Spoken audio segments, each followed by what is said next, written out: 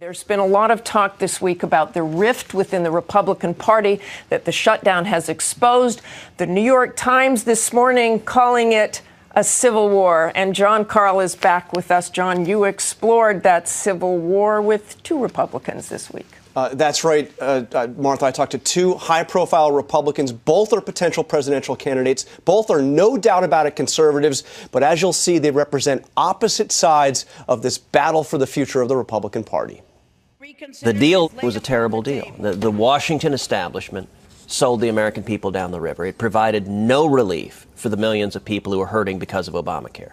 But it is worth also focusing on what did happen, because a lot, I think, was accomplished in the last couple of months. Number one, the public debate over the harms that Obamacare is inflicting. It elevated the public debate, and that is critically important. People hated this shutdown.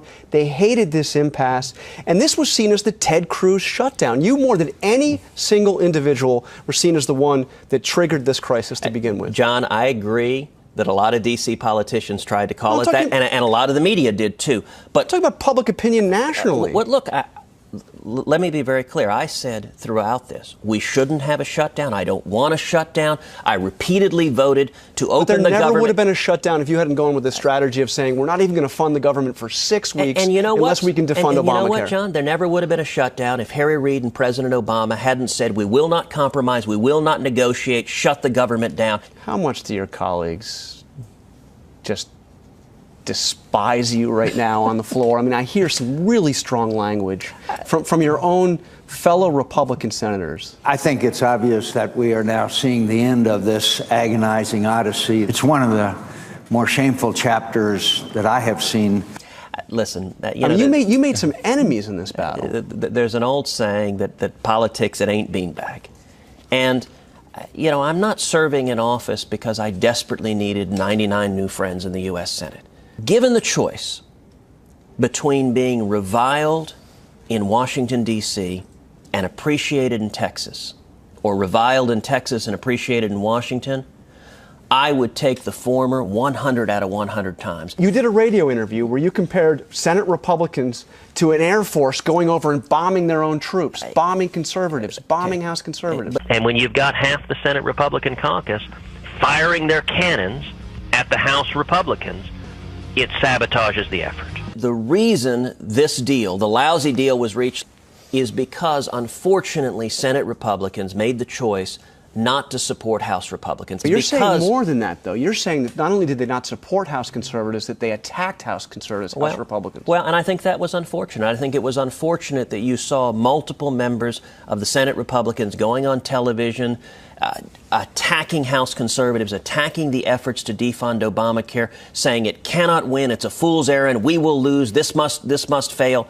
That is a recipe for losing the fight, and it's a shame. We didn't win this battle, but I am encouraged that we have demonstrated when the American people stand up, the House of Representatives will listen, and I hope in time the Senate will listen also. What next? We have another deadline. Government funding runs out on January 15th. Will you rule out pushing to the brink of another shutdown by saying you would block funding for the government unless Obamacare is defunded? Will you do that again? I would do anything, and I will continue to do anything I can to stop the train wreck that is Obamacare. What I intend to do is continue standing with the American people to work to stop Obamacare, because it isn't working, it's costing people's jobs, and it's taking away their health care. But Cruz continues to be under fire from members of his own party, including former Florida Governor Jeb Bush, who told us the tactics that Cruz championed caused Republicans to lose ground. So I want to ask you, this shutdown is over, we're back from the brink, no default. Was there anything gained in all of this?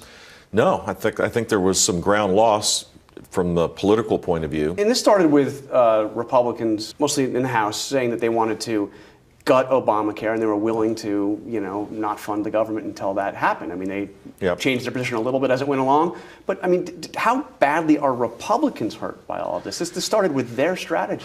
Tactically, it was a mistake to focus on something that couldn't be achieved. And that's what that was. It was tactics. In fact, I would argue that allowing Obamacare to be implemented, two things would happen. One, it would be so dysfunctional if it was implemented faithfully, that it would be clear for more people, or it couldn't be implemented because the government's not capable of doing it. It looks like that the latter rather than the former may be happening, but that was all crowded out by a miscalculation using something that shouldn't be used, the debt ceiling limit and continuation, of the budget. What do you think when you see these guys, your own party, coming out and saying, debt ceiling? You don't necessarily need to raise that. I mean, well, you have to pay your obligations. I do a lot of traveling overseas, and when we have these spikes of political conversations that are not grounded in reality, the rest of the world looks at us as untrustworthy.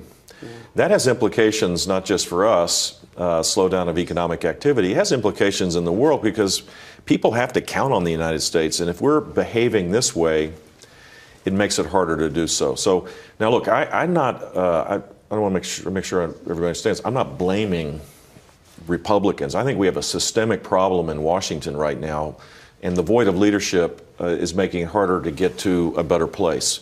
The better place would be that, with civility, have a dialogue about the bigger, more pressing issues and try to find common ground, rather than use each instance of a possible crisis to win a political point. We need to start solving problems, and I think the president does not deserve credit in this either. But I just spoke to Ted Cruz, and he was the guy who said, hey, let's not agree to a funding resolution unless Obamacare is defunded. That was the strategy that really kicked it off. Yep. And he told me that he will now do anything he can to stop Obamacare, and he does not rule out pushing to the brink once again. What would your message be to Ted Cruz?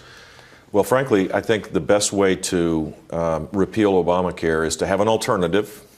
We never hear the alternative. We could do this in a much lower cost with improved quality based on our principles, free market principles. And two, show how Obamacare, flawed to its core, doesn't work. So have a little bit of self-restraint.